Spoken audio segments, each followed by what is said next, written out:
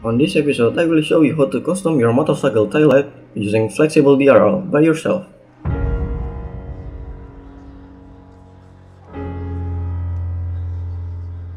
First, you will need a flexible DRL.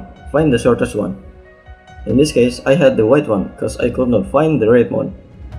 1 resistor, 2 diodes. Bulb fitting. If your motorcycle is still using bulb, you can get it from old bulb for free. Okay, let's get into the steps. Solder the diode, resistor, and diode. Then cut. Cut the paper for making the e-solder for the legs of each component from the negative terminal. Open up the DRL package.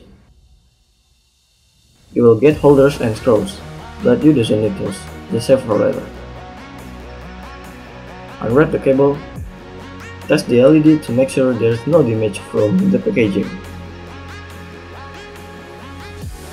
Then solder to the fitting.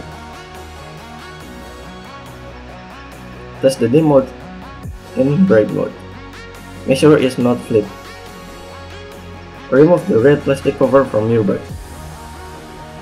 You will need hot glue to hold the DRL in place.